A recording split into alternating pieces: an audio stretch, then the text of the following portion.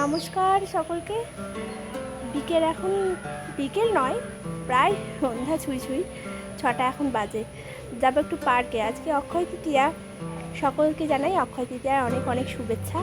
সকলে ভালো থাকবেন, সুস্থ থাকবেন, আর গণপতিজি আপনাদের সকলের ব্যবসা বাণিজ্য প্রতিষ্ঠান উন্নতি ঘটাক, এই প্রার্থনাই রইল।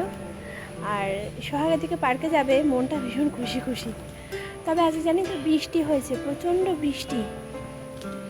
দুপুরবেলা থেকে, প্রায় সকালবেলা থেকে বলা যায়, সকালবেলা থেকে এই কিছুক্ষণ আগে পর্যন্তও বৃষ্টি ছিল। তা এখন আর বৃষ্টি নেই, তাই ভাবছি সোহাগার আমি বেরোবো, চন্দন পরে যাবে, আমাদেরকে নিয়ে আসবে। ততক্ষণ চলুন যাওয়া যাক। চলে এসেছি এখন পার্কে। তবে জানেন তো, আজকে ছানাপোনাদের দেখা মেলা ভার। আজকে অক্ষয় তৃতীয়া হলেও একদম হালকা পার্কটি, কোনো মানুষজনের সেরকম ভিড়ভাড়টা নেই। সোহাগ পার্কের এক কোণায় ঠিক দাঁড়িয়েই ছিল। তবে জানেন তো, যেই একজনা দোলনা থেকে উঠলো, অমনি সে সেই দোলনাটিতে বসে পড়ল। ব্যবসা বাণিজ্যের হাল এতটাই খারাপ যে অক্ষয় তৃতীয়ার দিন যে হালখাতাগুলো হয়, এখন সেগুলো বন্ধ হয়ে গেছে।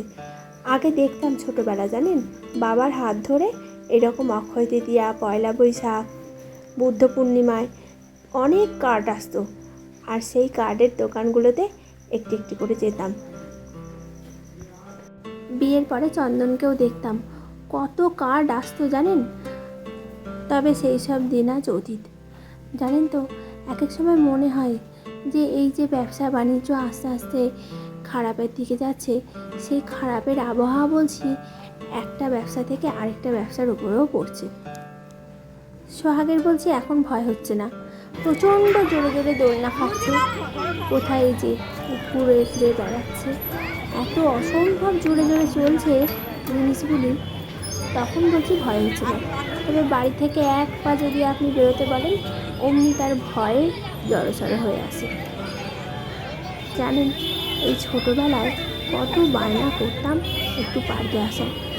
মার অনেক সময় কাজকর্ম হয়ে গেলে বিকেলবেলা টুকটুক করে নিয়ে আসতো। তবে জানেন তো, এইরকম জনবহুল ছিল না তখন, একদম অন্যরকম ছিল পার্কটি। এত সাজানো গোছানোও ছিল না। আস্তে আস্তে দিন যাচ্ছে, সময় যাচ্ছে, সঙ্গে সঙ্গে এই পার্কটিরও বদল হচ্ছে। তবে আজকে দেখছি ঝর্ণাটি বন্ধ করে রেখেছে, জানেন। অনেকটা সময়ও হয়েছে আমরা এসেছি। এই ফোয়ারার জলটিতে আছে অনেক রকম মাছ। তবে জানেন তো, মাছগুলো অনেক বড় বড়। অনেকে জানেন তো, যখন আসে একটু একটু করে হাতে বিস্কুট, ভুজিয়া নিয়ে আসে, একটু একটু করে দিলে পরে মাছগুলো আবার খায়। অসম্ভব ভালো লাগে দেখতে, বেশ টুকটুক করে খেয়ে নেয়। সোহাগে দিকে দাঁড়িয়ে আছে, দেখছে একজনের খেলা। পার্কে এসে কেমন লাগছে? ভালো, খুশি?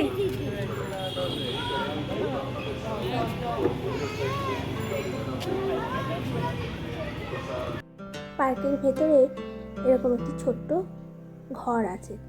এই ঘরটিতে এসে বসলাম। সোহাগ অনেকক্ষণ ধরে দৌড়াদৌড়ি ছুটোছুটি করছে, একটু হাঁপিয়ে গেছে। তাই ভাবলাম দুজনে মিলেই একটু বসি। অনেকটা সময় ধরে এসেছি, চন্দনের ঘরে পৌঁছালাম।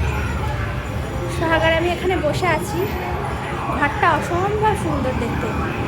আর সোহাগ মনে অনেকটা রেস্ট নিচ্ছে, অনেকটা পর্যন্ত কি হাঁপিয়ে গেছে আর হাঁপিয়ে যাওয়ার ফলে রেস্ট নিচ্ছে। আর চন্দন এখন এসে পৌঁছায়নি, চন্দন এখনও আসতে বহু দেরি। তাই পার্কটা পুরোটাই আমাদের, তাই তো পার্কের পুরোটা অংশই আমাদের। যা মন চাইছে তাই করব। আমরা পার্কের পেছনটিতে বসে আছি। এটি হলো পার্কের সামনের অংশটি।